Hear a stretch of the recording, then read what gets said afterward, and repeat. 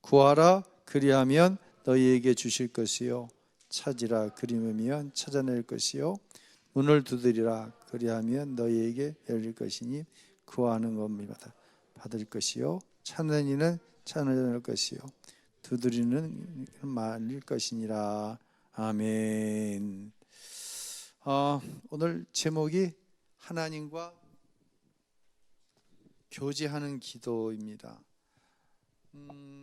이렇게 제가 설교를 할 때든지 아니면 여러분이 기도하실 때 쓰는 단어 중에 하나가 하나님과 인격적인 만남을 가질 수 있도록 해주세요. 이런 이야기 많이 합니다. 그렇죠? 하나님과 깊은 교제를 통해서 주님과 동행하는 삶을 살 수 있게 이런 얘기 많이 합니다. 그런데 실질적으로 인격적인 만남이 하나님과의 만남이 뭐예요? 이런 궁금함을 여러분이 대부분 가지고 계실 거예요. 아는데 설명하기는 좀 쉽지 않은 부분이 인격적으로 만난다, 뭐 교제하다, 뭐 이런 겁니다.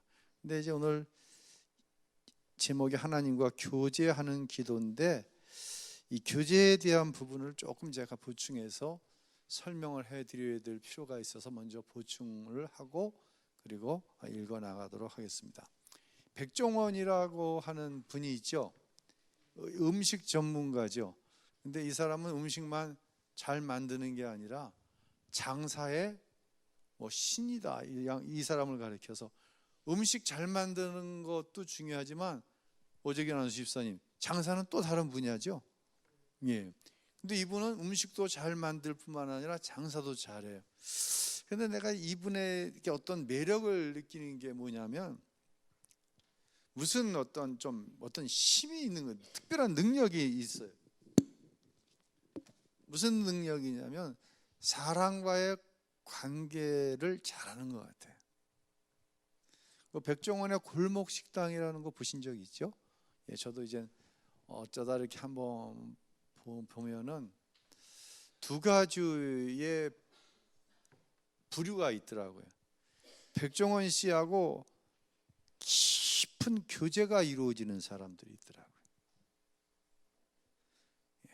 그럼 어떻게 해서든지 백종원 씨가 진심으로 다가서서 이 가게를 되는 가게가 만들려고 하는 일에 진심과 진심이 부딪히는 사람이 있더라고요. 반면에 오직 장사만 잘 되는 거, 요거 기술만 배우려고 하는 사람들을 백종원 씨가 3개월이면 3개월, 6개월이면 6개월 뒤에 찾아가는 거야. 그럼 그런 사람들의 특징은 뭐던가요? 장사가 잘 되고 있어요? 안 되고 있어? 안 되고 있다는 거야. 희한하더라고요. 이런 사람을 봤어요. 백종원 씨가 가게에 가서 주방도 이렇게 보고 여러 가지 전부 다 점검을 하고 대화를 나누는데 무슨 이야기를 이 여자 사장이 하냐면 딸하고 같이 하는데 사실 이 딸은 내가 낳은 딸이 아니라는 거야. 그게 지금 백종원 씨하고 이 컨설팅을 받는데 무슨 상관이 없잖아요. 근데 안에 있는 거를 다 내어놓는 거야, 이 사람한테. 근데 이 백종원이라고 하는 사람에게 그런 능력이 있더라고 보니까. 이 대화의 관계 속에서. 여러분, 이게 뭐예요? 이게 교제예요.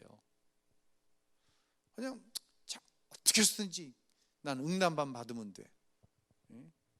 이건 사실 교제가 아니에요. 6개월 뒤에 가보니까 옛날로 돌아가 있는데 뭘. 교제란 무엇인가 좀 생각해 보자는 거죠.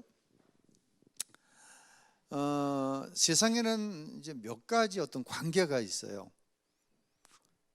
관계 가운데는 가장 정보만 주고받는 관계가 있어요.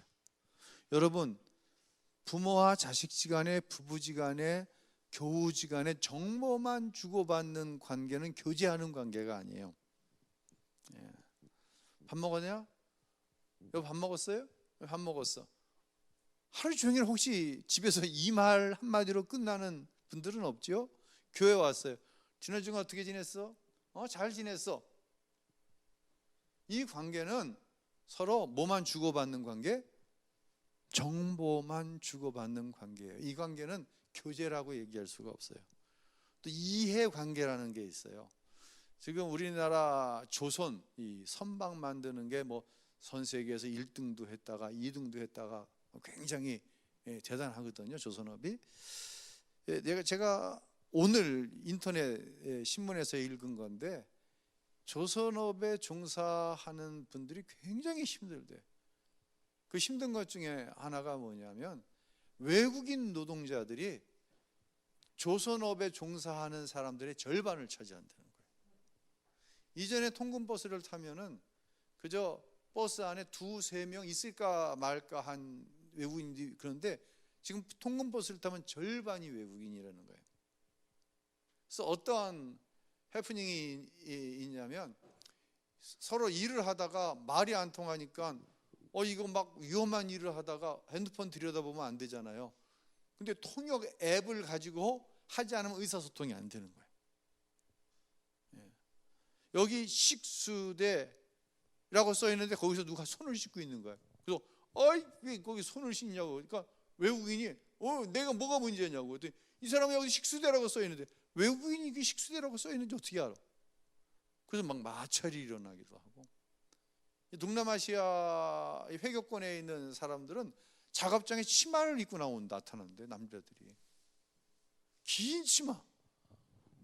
그리고 너무 이상한 거지 이게. 뭐 치마 입으면 안 된다는 법은 없지만 남자가 배 만드는데 치마 입고 나오잖아. 이건 관계는 관계인데 교제가 아니에요. 저는 저 때만 해도 대학 다닐 때나 대학 졸업할 때쯤 여자 친구의 개념이 사실 없었어요. 보통 20대 초반 중반 가서 이렇게 만나면 이성을 만나면 최건사님 이건 무조건 무슨 관계야? 애인, 결혼해야 될 관계지. 그때는 뭐 그랬지. 근데 요즘 우리 아이들한테 물어보면은 아빠 그냥 만나는 관계예요. 우리 이 고정관념성이 뭐가 있냐면 야, 남자와 여자 20대 중반이 넘어 20대 후반을 가는데 만나는 관계가 어디 있어? 결혼할 관계 뭐 아니면 여자를 만나지 말든지 끝까지 뭐 이런 생각이 있단 말이에요. 이런 얘기로 애들하고 접근하니까 애들이 말을 안 섞으려고 그러는 거예요, 부모하고. 근데 분명한 거예요. 이건 그냥 여자친구고 뭐가 있는 거예요 또? 결혼할 대상이 분명히 있는 거예요. 여자친구는 그냥 정보를 공유하든지 뭐 그 정도예요. 그런데 교제하는 사람은 다르다는 거죠. 뭐가 먼저 통해야 돼? 말이 통해야 되죠. 말이 통하다 보니 안에 있는 생각을 서로 교류하기 시작하는 거예요. 그러면서 나 이 사람에 대해서 좀 더 알기를 원해. 좀 더 당신에 대해서 알고 싶어. 이게 무슨 관계? 교제하는 관계라는 거예요. 우리가 하나님 앞에 드리는 기도가 하나님과 교제하는 그것이 기도다라고 생각할 때 기도의 개념이 조금 달라지는 게 아니라 굉장히 달라지는 거예요. 그래서 한번 제가 하나님과 교제하는 관계를 이게 이론적으로 여러분에게 설명을 해야 되니 한번 제가 하나님과 어떻게 교제가 시작돼서 어떤 과정을 거쳤는가에 대해서 한번 서술을 해봤는데 이게 좀 뭐라 그럴까 완전하지가 않아요. 좀 PPT 한번 띄워보세요. 하나님과 어떻게 교제하나. 이거 그냥 통째로다. 통째로 했는데 한번 좀 끊어서 봅시다. 처음 이렇게 시작하는 거예요. 하나님은 성경을 통해 나에게 말씀하신다고 하니 또 교회에서 성경을 열심히 읽고 묵상하라고 하니 성경을 읽고 묵상하기 시작했어요. 근데 어느 순간 하나님의 말씀이 좀 들리기 시작하는 것 같아. 하나님의 말씀이 들리니 나를 향한 하나님의 생각이 무엇인지도 조금씩 알게 되는 것 같은 거예요. 그러다가 부분적이긴 하지만 이전에는 뭐 윤리적이고 도덕적이고 율법적으로 신앙생활을 했는데, 하나님의 나를 향한 생각이 그러니 한번 순종해 볼까 하고 순종하기 시작한다는 거예요. 제가 그랬어요. 그러다 보니까 하나님께서 뭔가를 응답해 주시는 것 같아.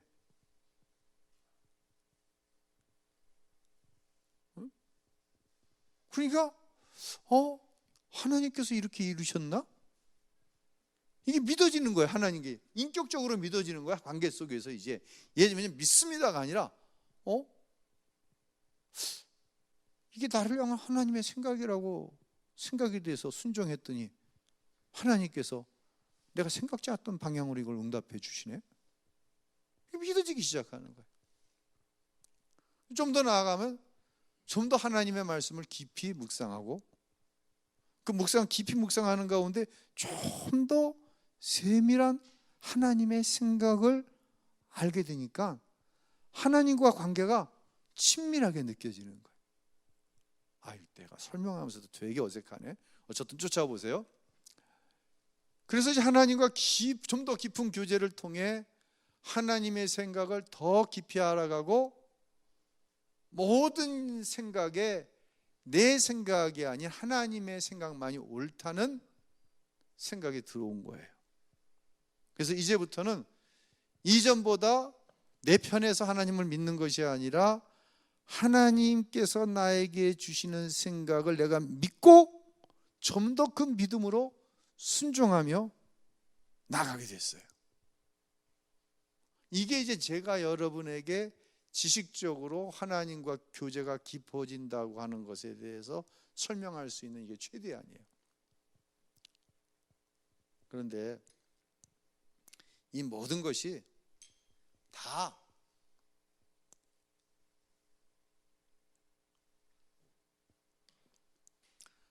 하나님과의 교제가 무엇이냐를 이론적으로 설명하라고 하지만 이것이 한꺼번에 다 풀어지는 순간이 있더라는 거죠.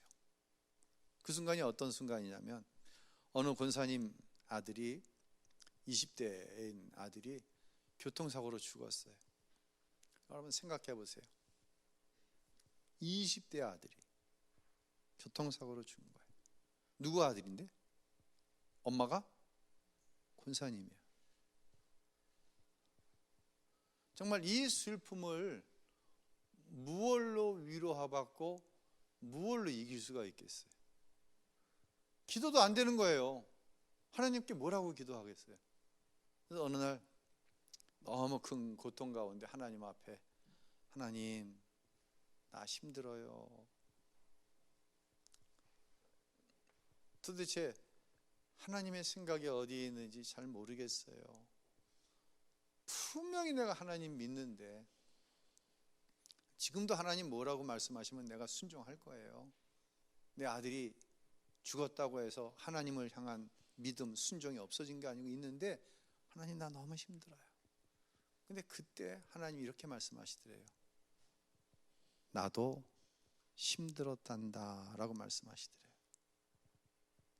그래서 권사님은 그 순간에는 내 아들이 죽은 것에 대해서 우리 하나님 아버지도 힘들어 하시는구나, 이 정도로만 아는 거예요. 그러다 어느 날 오늘처럼 여러분처럼 이렇게 주일날 설교를 듣는데, 목사님 설교 중에 여러분은 하나님께서 당신의 아들을 십자가에 내어 주셨을 때에 당신이 우리들을 너무, 저와 여러분을 너무 사랑하셔서 당신의 아들을 내어 십자가에 죽이셨을 때 그 심정을 생각해 본 적이 있냐, 이런 질문을 던지셔서 설교 시간에 그 순간 권사님의 마음속에 푹 뭐가 들어왔어? 나도 힘들었단다. 이게 훅 하고 들어오는데, 내가 권사가 돼서 믿음으로 정말 맡겨진 사명에 헌신하면서 순종하며 산다고 여기까지 살아왔는데, 정말 나는 하나님 아버지의 마음을 1도 몰랐다.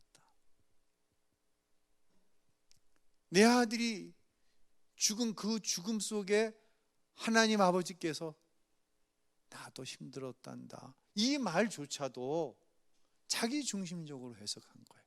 하나님이 내 아들 죽은 것에 대해서 우리 하나님도 힘드셨다고 그렇게 생각하시는구나, 이것까지도 자기 중심이었다는 거예요. 근데 목사님의 설교를 통해서 하나님의 나도 힘들었단다, 이 말의 의미가 깨달아진 거예요.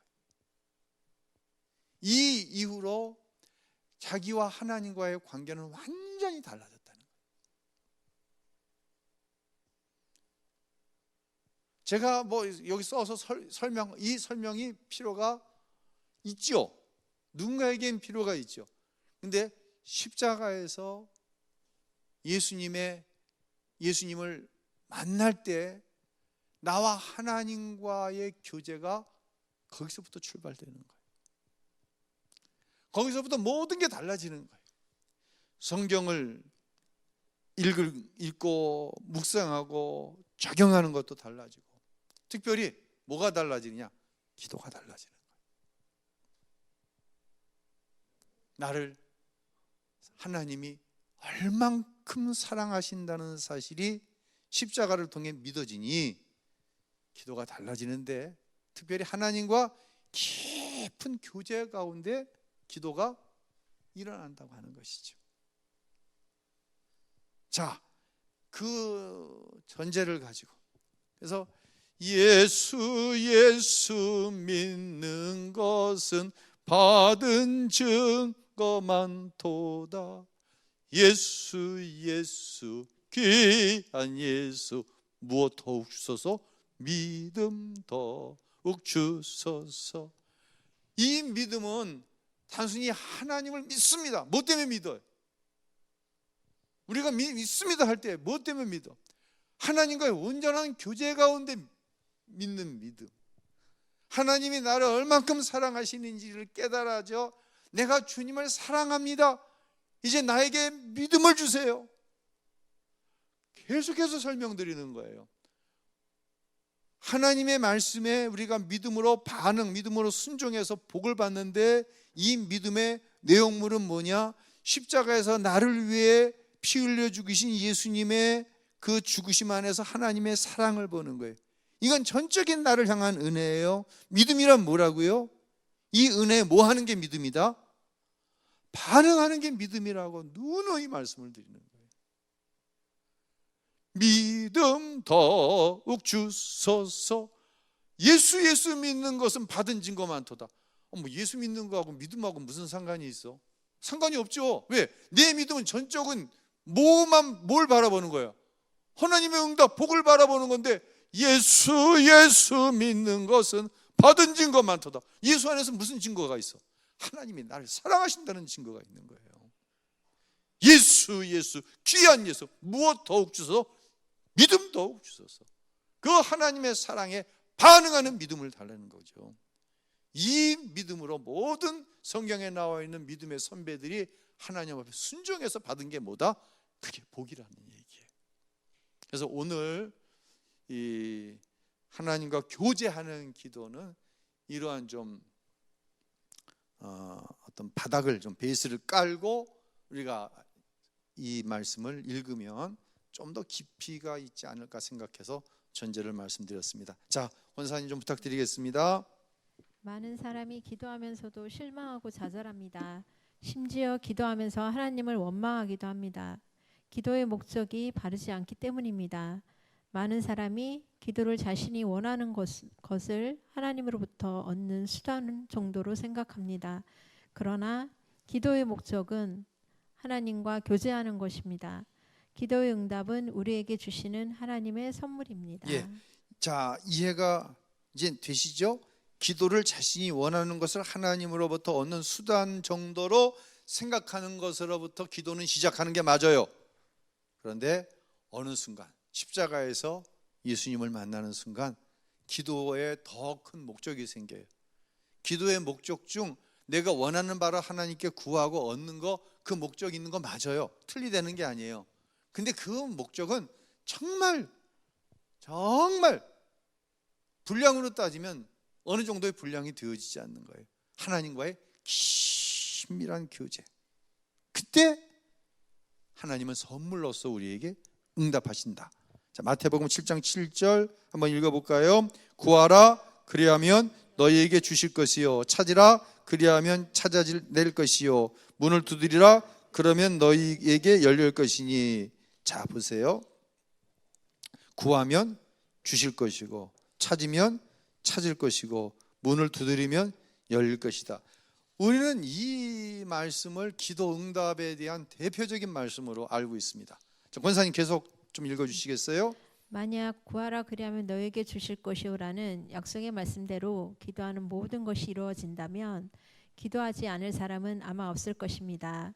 새벽에 기도하는 것이 피곤하다, 힘들다고 말할 사람이 없을 것입니다. 아무리 피곤하고 힘들어도 기도하게 될 것입니다. 우리는 하나님의 약속은 분명하지만 기도해도 안 되는 것이 많다고 생각합니다. 그렇기 때문에 기도의 열정이 식고 기도를 해도 힘이 없는 것입니다. 왜 그렇습니까? 하나님의 약속의 말씀이 거짓입니까? 절대 그렇지 않습니다. 기도한 대로 이루어지지 않을 때 하나님의 약속을 의심하지 말고 자신의 기도를 점검해야 합니다.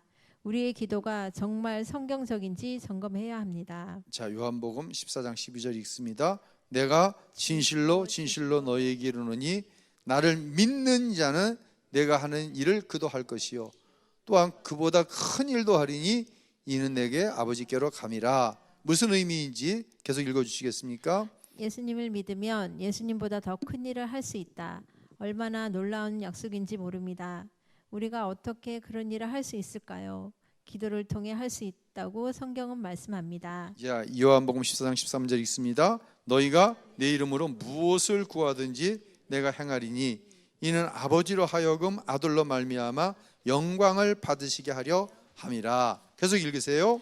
우리가 기도하면 예수님께서 직접 그것을 이루어 주시겠다고 하셨습니다. 우리는 기도하고 예수님은 그것을 행하십니다. 그러면 기도를 통해서 예수님을 우리 마음대로 조종할 수 있다는 말씀일까요? 그렇지 않습니다. 상식적으로 이해하기가 어렵지만 예수님께서 내 마음에 오셨다는 것을 정말 믿게 되면 이 약속의 말씀이 무엇을 의미하는지 이해하게 됩니다. 예수님이 우리 안에 주님으로 오셨습니다. 예수님이 정말 내 삶의 주님이시라면 기도에 있어서도 예수님은 주님이십니다. 우리 안에 계신 주님께서 우리에게 기도의 제목을 주십니다. 하나님께서 하시려는 일이 있기 때문입니다. 우리는 그 일이 이루어지도록 하나님께 기도합니다. 우리가 기도하면 예수님은 그 일을 이루고 하나님께서는 그 일을 통해서 영광을 받으십니다. 이것이 이상한 일입니까? 무엇을 구하든지 내가 행하리라는 그 약속의 말씀은 예수님께서 기도의 주도권을 가지고 계심을 의미합니다. 우리 안에 계신 예수님께서 우리의 기도를 인도하신다는 것입니다. 그런 의미에서 우리의 기도는 경건 생활을 넘어 하나님의 뜻을 이루는 사역입니다. 예, 기도는 경건 생활을 넘어 하나님의 뜻을 이루는 사역입니다. 지금 권사님께서 읽어주신 말씀 이 글 가운데 가장 중심이 되는 단어는 주님이라고 하는 단어예요. 우린 누구에게 기도해요? 주님께 기도합니다. 주님이라고 하는 것은 내 삶의 주인이 누구예요? 예수님이란 얘기예요. 무엇이든지 구하라. 무엇이든지 구하라고 할 때 이 무엇이든지의 주인은 누구예요? 주님이에요. 그래서 우리가 흔히 이야기하는지 성경에 보면 사랑하는 성도 여러분 무엇이든지 구하라고 하면 주님께서 주시겠다고 했습니다. 여러분 열심히 기도하시기 바랍니다. 이거는 반은 맞지만 반은 굉장한 오해가 있을 수 있는 이야기라는 거예요. 철저하게 무엇이든지는 누구 안에서의 무엇이든지예요. 주님 안에서. 이게 바로 주님과 교제하는 성도의 기도의 모습이라고 하는 것이죠. 에베소서 6장 18절 우리 함께 읽죠. 모든 기도와 간구를 하되 항상 성령 안에서 기도하고 이를 위하여 깨어 구하기를 항상 힘쓰며 여러 성도를 위하여 구하라. 자, 모든 기도와 간구를 하되 무엇이든지 구하되 항상 누구 안에서? 성령 안에서. 여기서 성령이 하시는 역할은 뭐예요?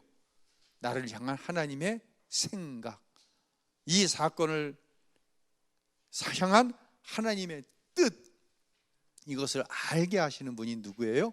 바로 성령 하나님이십니다. 그러니까 항상 성령 안에서. 계속 읽어주시겠어요? 성령 안에서 하는 기도는 무엇을 위해 기도할지 성령의 인도와 도우심을 바라보는 것을 말합니다. 우리는 대개 하나님 이번에 시작하는 사업 잘 되게 해주세요. 하나님 몸 아픈 거 고쳐주세요. 라는 식으로 자신이 원하는 것을 기도합니다. 물론 자신이 처한 삶의 문제를 놓고 기도할 수 있습니다. 욕심으로 구하는 것이 아니라면 무엇이든지 기도할 수 있습니다. 중요한 것은 이런 기도조차도 성령의 인도하심을 받아야 한다는 것입니다.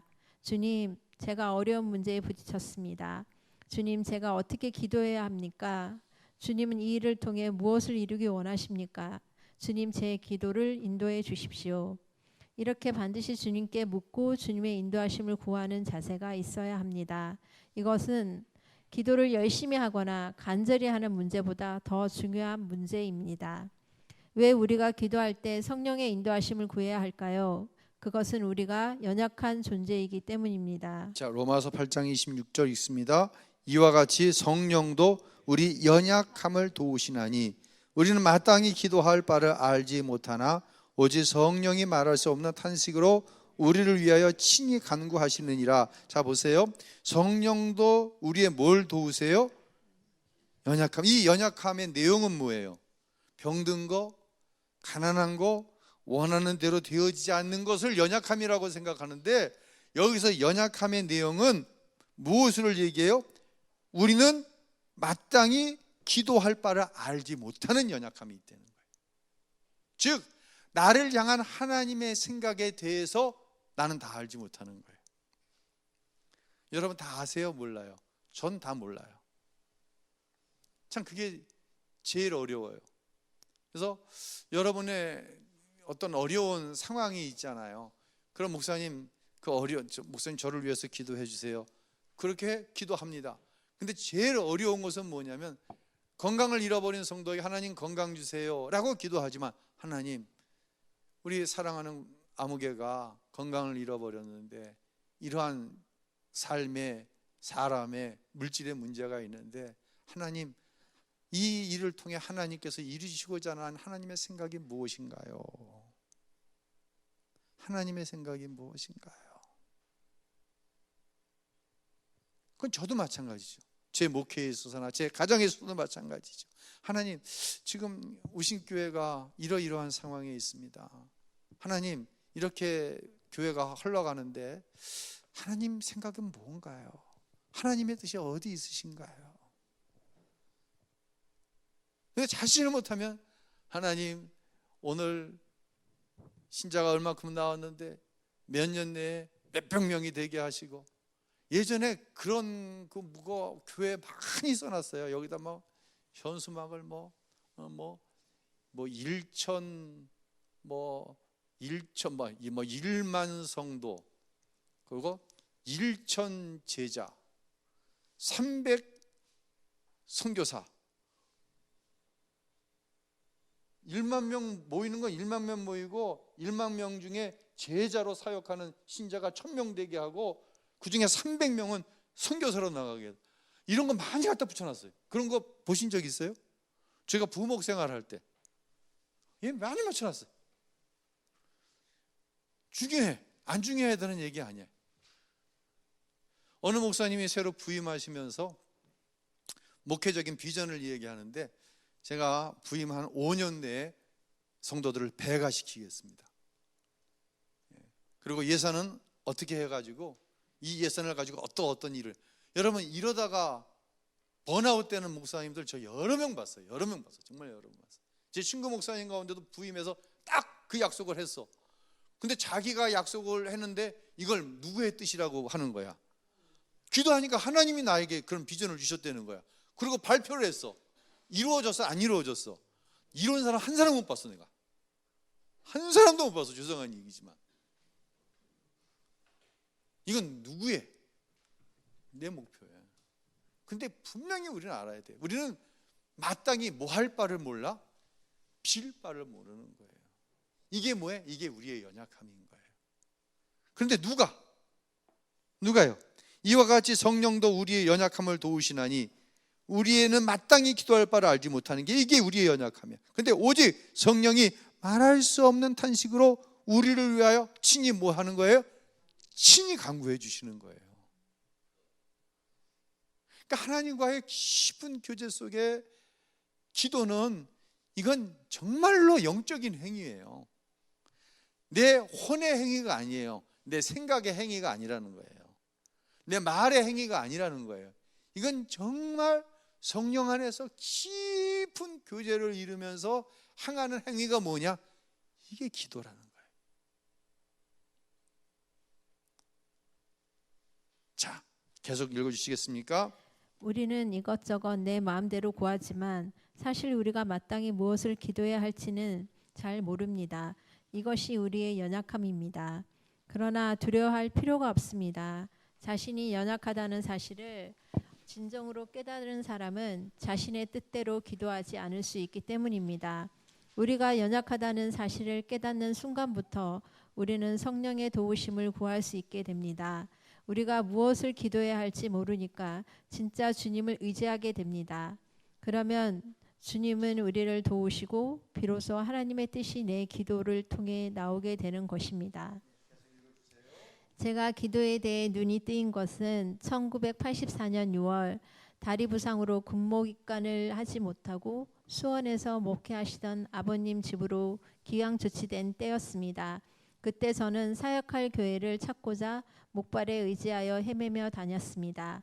그러나 다리도 온전치 못하며 군 문제도 완전히 해결되지 않은 저를 받아주는 교회도 어디에도 없었습니다. 한 달쯤 지났을 때 저를 불러주는 교회가 없음을 인정하고 서울에서 수원으로 내려오는 버스에서 울면서 하나님께 기도했습니다. 하나님, 목사인 제가 이런 모습으로 사는 것이 너무 부끄럽습니다. 이제부터 저의 나갈 길에 대해 하나님께만 기도하고 사람에게 부탁하지 않겠습니다. 그동안 저는 사실상 기도는 안 하고 고민만 하고 사람만 의지하였음을 깨달았던 것입니다. 그 후 저는 사람을 만나지 않고 기도만 했습니다. 언제 어떻게 응답해 주실지 막연했지만 제 인생 최초로 제대로 기도한 첫 경험이라고 해도 과언이 아닐 것입니다. 그러나 저는 곧 기도만 한다는 것이 얼마나 어려운지도 깨달았습니다. 기도만 할 것을 결심한 날, 기도를 시작한 지 5분 정도 지나고 나니 기도할 내용은 다 끝났습니다. 그 기도를 10번이나 반복해도 1시간도 지나가지 않았습니다. 전화 소리만 들려도 나를 찾는 전화인가 하고 문 밖으로 달려나가곤 했습니다. 이렇게 며칠 몇 달을 어떻게 기도하나 앞이 깜깜했습니다. 그때 성경을 읽어야겠다는 생각이 들었습니다. 그래서 창세기부터 기도에 대하여 말씀하신 부분을 찾아 노트에 쓰면서 읽어 내려가기 시작했습니다. 1달, 2달, 3달 이 기간은 제게 철저한 기도 훈련의 시간이었고 성령으로부터 기도에 대한 성경 공부를 했던 기간이었고 저와 제 아내가 합심 기도와 믿음으로 사는 법을 함께 배웠던 기간이 되었습니다. 정확히 3개월 후 참 놀랍게도 하나님의 전적인 인도하심으로 강림교회 부목사로 부임하게 되었습니다. 그때 제 나이가 27살이었습니다. 예, 뒤에는 같은 내용이고요. 제가 적용하는 제 간증 하나 하고 마치도록 하겠습니다. 교회를 제가 개척을 했잖아요. 29살 교회를 개척하고 6년이 되었어요. 6년이 되어서 한 모이는 숫자가 한 30여 명 정도 주일날 이제 교회가 모이게 되었어요. 저는 하나님께서 전적으로 하나님 말씀에 순종해서 또 하나님이 억지로 하게 한 개척이 아니라 정말 뜨거운 마음으로 교회를 개척하게 하셨기 때문에 그 교회가 잘 성장해서 저는 거기서 은퇴할 것이라고 그렇게 생각을 했어요. 그 생각에 전혀 어떤 움직임이 없었어요. 많은 뭐 어려움이 있죠. 고통이 있죠. 그런데 6년이 되던 해 1층에 1층에 부동산이 있었는데 그 부동산은 사장이 바뀌면서 이 부동산 사장이 제가 목회하고 있는 교회 건물을 인수를 했어요. 젊은 사람이에요. 아주 체격도 좋고, 근데 머리는 꼭 깍두기처럼 깎았어. 그래서 이렇게 평일날 교회 사무실에 있는데 똑똑 누구세요? 들어오세요. 그랬더니 문을 열고 제가 이번에 이 건물을 인수한 사장이라고. 그때 제가 뭐 30대 중반이었으니까요. 제 나이 또래밖에 안 돼요. 근데 신발을 신고 사무실을 들어오는 거예요. 사무실은 이제 장판을 깔아놓고 신발을 벗고 이제 생활을 했거든요. 여기 신발 벗으시는 데라고 했더니 순채로 잠깐만 이야기만 하고 가겠다는 거예요. 신발 안 벗고. 그러니까 자기 통보하고 가겠다는 거예요. 그래서 하는 얘기가 그 당시 2,700만 원 전세에 있었는데 전세를 5,500만 원을 올려달라는 거예요. 이건 무슨 뭐 하라는 얘기예요? 나가라는 얘기예요. 교회가 있는 걸 원하지 않는 거예요. 이 사람 나가라는 얘기, 이제 나가라는 얘기로 이제 통보를 받은 거예요. 5,500을 줄 수 있는 뭐 여건은 전혀 안 되니까. 뭐 30명 모여서 헌금하면 그게 얼마나 되겠습니까? 그렇다고 나갈 수도 없잖아. 어디로 나가? 나갈 수가 없어요. 뭐 그 돈 갖고 다른데 전세였는다. 이제 금식을 하면서 기도원에 올라가서 이제 한 주간 금식을 하면 할 때 하나님께서 생각나게 하는 사람이 이제 부평제일교회, 제가 나중에 부목으로 갔던 그 교회 담임 목사님이 생각났어요. 그 교회가 어려운 교회를 참 많이 도와줬거든요. 그래서 이제 금식하고 내려와서 그 당시 이제 강시찬 목사님을 만나 뵀어요. 그랬더니 이분이 대뜸 하는 얘기가 자기 교회 부목으로 들어오라는 거예요. 근데 난 그러려고 간 건 아니거든. 좀 모자라는 돈 얼마라도 목사님 좀 주십시오. 도와주십시오 하는 건데 부목으로 오라는 거예요. 그래서 그 자리에서 목사님 나 그러려고 찾아온 거 아닙니다. 돌아오는데 정말 세상 말로 빈정이 상하더라고. 아니 도움 좀 달라고 했더니 부목사 하려는 거예요. 그때 무슨 생각했는지 아세요? 아이고 슈퍼마켓 점원보다는 구멍가게 사장이 낫지. 막 그런 생각까지 들어오는 거예요. 막 이 마음이 상하니까. 근데 이제 방법이 없는 거니 주일 지나고 또 이제 그 당시 산곡기도원이죠. 하남에 있는. 또 금식하러 기도하러 갔는데 또 마찬가지예요. 강 목사님 생각밖에 안 나는 거예요. 또 갔어요. 갔더니 이 어르신께서 저에게 하시는 얘기가 이 목사 대명교회였거든요. 교회 이름이 대명교회가 자네교회인가 하나님교회인가 물으시는 거예요. 그 교회가 이승원 목사가 전 재산을 들여 개척하고 우리 부부가 6년 동안 죽을 둥 살 둥 헌신한 교회지만 분명한 답은 있잖아요. 그게 이 목사 교회의 하나님 교회예요. 빨리 대답을 해보세요. 여러분 가정은 하나님의 가정이에요? 여러분 거예요? 제대로 대답하세요. 나중에 책임지라는 얘기 안 할 테니까. 이거는 뭐 빼도 박도 못하는 질문이야. 하나님의 교회입니다. 하나님의 교회죠. 했더니 그런데 왜 이 목사가 아니면 안 된다고 생각하나? 이렇게 말씀하시는 거예요. 왜 이 목사가 아니면 안 된다고 생각하냐는 거예요. 저는 정말 저 아니면 안 된다고 생각했어. 그 주일날, 그 토요일날 그 얘기를 듣고 제가 주일날 대예배 시간에 저녁 때 직원회 있습니다. 광고해 놓고 직원회 시간에 저는 부평제일교회 부목사로 갑니다. 그 자리에서 선언을 해버렸어요. 의논하면 못 가.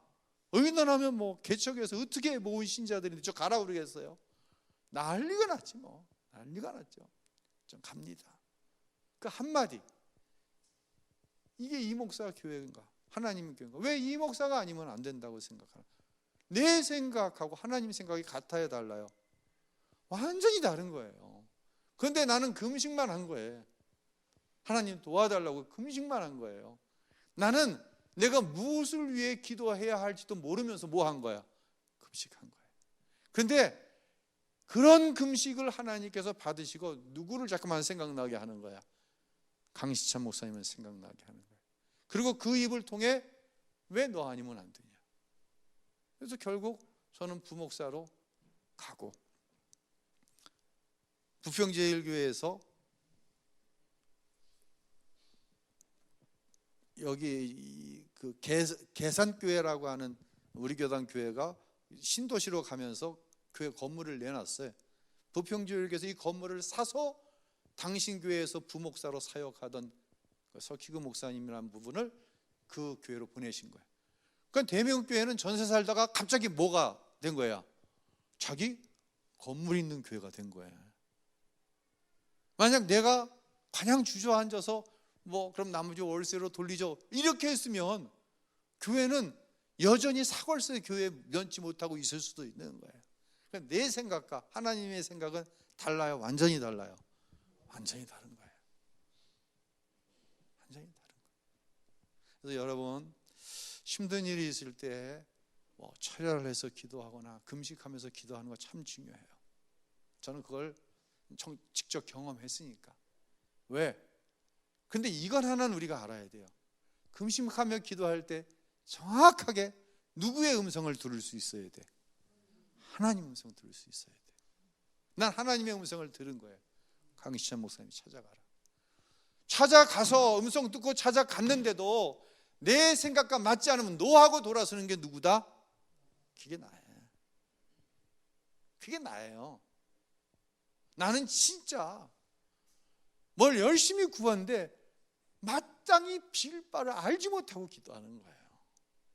근데 오직 성령께서 나를 위해서 대신 간구해 주시는 거예요. 누구에게? 하나님 아버지 앞에 간구해 주시는 거예요. 이게 뭐다? 이게 하나님과 온전히 교제 안에서 이루어지는 기도예요. 정말 이 기도는 분명한 응답이 있어요. 오늘 이제 여기서 마무리하겠는데요. 이제 3단원, 4단원, 3과 4가 5가 가면서 좀 더 깊은 기도의 내용에 대해서 함께 나누도록 하겠습니다. 조금 부족하지만 오늘 여기까지 마치고 3가 때 다시 뵙겠습니다. 찬양하겠습니다.